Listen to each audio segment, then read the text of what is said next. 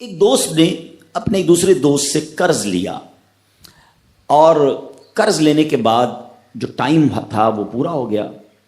اب پیسے اس نے نہیں لوٹائے. بڑی کوشش کی اس نے کہ بھائی میری رقم واپس دے دیں, اس نے نہیں دیا.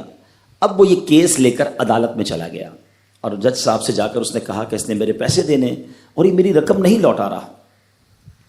تو جج صاحب نے کہا کہ تمہارے پاس 30 دن ہیں, ود ان 30 days تم نے اس کے پیسے واپس لوٹانے ہیں, ورنہ پھر تمہارے خلاف فیصلہ ہو جائے گا.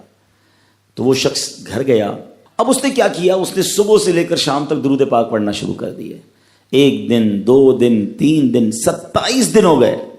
وہ درود پڑھتا رہا اور انتظار کرتا رہا. پیسے تو تھے نہیں, 30ویں دن عدالت میں پیش ہونا تھا. 27 دن گزر گئے, 28ویں رات آ گئی. خواب میں اس کو کسی نے آواز دی کہ گھبراؤ نہیں, تمہارا قرض ادا ہو جائے گا. اگلے دن پھر درود پاک پڑھتا رہا. اب نبی پاک کی خواب میں زیارت ہوئی.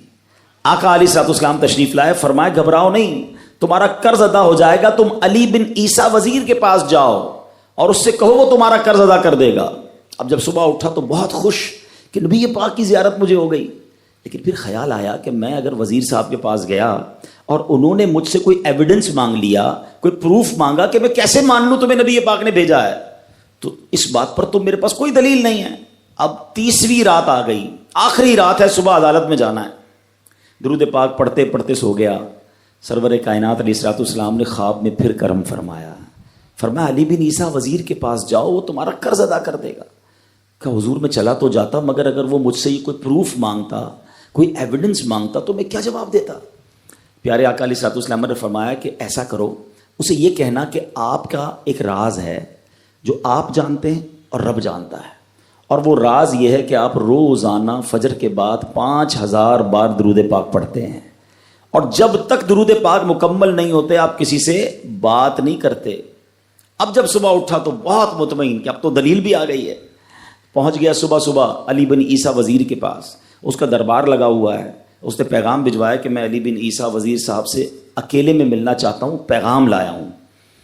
درباری نے آ کر پوچھا, وزیر صاحب پوچھ رہے ہیں کس کا پیغام لایا ہو؟ کہا میں نبی پاک علیہ الصلوۃ والسلام کا پیغام لایا ہوں. فوراً وزیر صاحب نے بلا لیا. کہا فرمائیے. کہ مجھے میرے آقا علیہ الصلوۃ والسلام نے کہا ہے کہ آپ میرا قرض ادا کر دیں. میں 3000 دینار کا مقروض ہوں. Today is the last day in the court. آج مجھے کورٹ میں پیش ہونا ہے. اگر آج میں نے اپنا قرض ادا نہ کیا تو مجھے جو ہے وہ سزا ہو سکتی ہے. علی بن عیسیٰ کہتا ہے میں بالکل آپ کا قرض تو ادا کر سکتا ہوں, مگر مجھے کیسے پتہ چلے, کوئی دلیل ہے, کوئی پروف ہے کہ آپ کو نبی پاک علیہ الصلوۃ والسلام نے بھیجا ہے؟ کہتا ہے ہاں, خالی ہاتھ نہیں آیا, آقا نے دلیل بھی عطا فرمائی ہے. اچھا بتائیے کیا دلیل ہے؟ کا دلیل یہ ہے کہ آپ کا ایک راز ہے جو صرف آپ جانتے ہیں اور آپ کا رب جانتا ہے. 5000 ٹائمز ڈیلی آپ درود پاک پڑھتے ہیں فجر کے بعد, اور جب تک یہ درود پورے نہیں ہوتے آپ کسی سے بات نہیں کرتے. آپ ذرا پہلے تھوڑی دیر کے لیے امیجن کریں کہ جو وزیر 5000 بار روز درود پڑھتا ہوگا وہ عاشق رسول کیسا ہوگا. اس کی تو لاٹری نکل آئی نا, وہ تو خوشی سے جھوم اٹھا, کہتا مرحبا یا رسول اللہ, میرے درود پاک قبول ہو گئے, بہت خوش. اب ابھی بیٹھے ہیں آپ, کمرے میں گیا, واپس آیا اور 3000 نہیں 9000 دینار لے کر آیا.